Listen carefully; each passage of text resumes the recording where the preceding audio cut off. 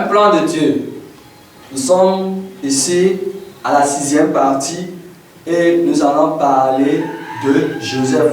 Joseph qu'on retrouve dans Genèse chapitre 30, le verset 24, qui nous dit « Et elle lui donna le nom de Joseph en disant « L'Éternel m'a ajouté un autre fils ».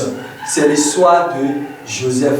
Qu'est-ce que Dieu veut nous montrer au travers de la vie de Joseph? Dieu veut nous montrer que, au travers de la vie de Joseph, qu'on peut passer par des trous pour sortir et devenir victorieux, pour devenir grand. On peut quitter de rien pour devenir grand. On peut quitter de l'esclavage pour devenir roi. On peut quitter d'un délaissé pour devenir quelqu'un de recherché.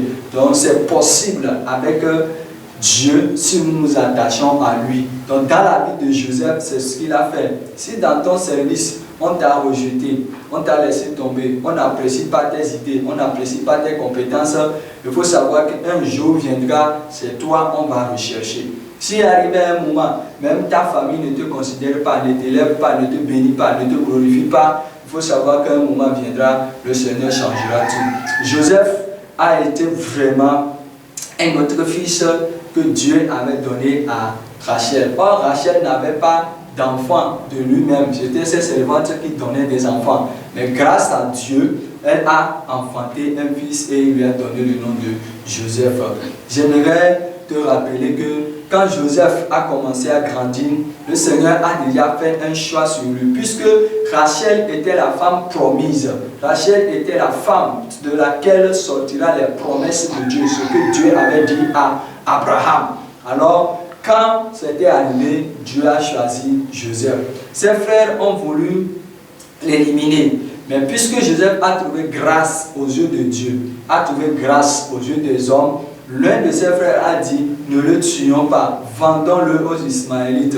Alors que les Ismaélites étaient les enfants d'Ismaël que Abraham avait eu comme fils avec Agar. Donc Ismaël en réalité n'est pas ce que les gens disent. Si Dieu nous permet, un autre jour nous allons parler de lui, mais aujourd'hui nous continuons. On a vendu à Ismaël, les Ismaélites qui l'ont revendu en Égypte. Mais il y a une chose que nous devons comprendre. Si Dieu te trace un plan, si Dieu trace un plan pour que tu deviennes grand, tu vas rencontrer des obstacles, même des choses que Dieu va faire permettre que cela t'arrive. Prenons l'exemple. La Bible nous dit que Joseph, quand son père l'avait envoyé d'aller chercher ses frères, il était en cours de route et il errait dans le désert.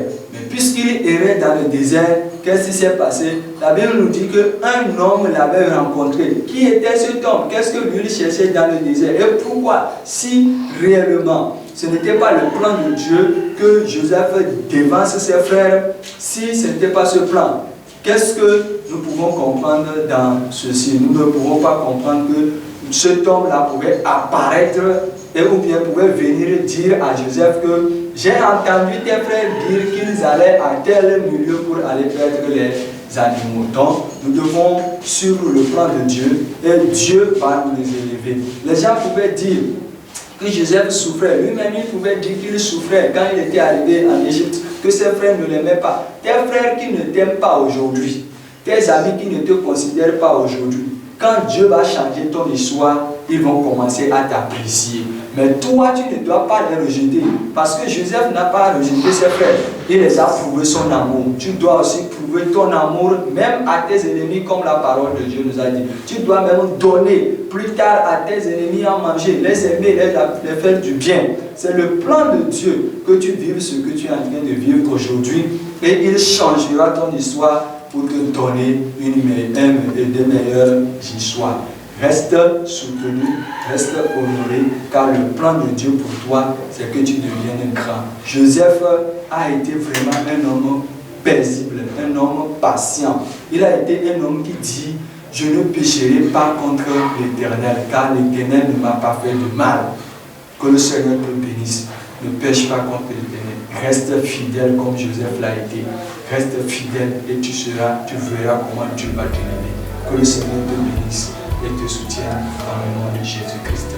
Amen.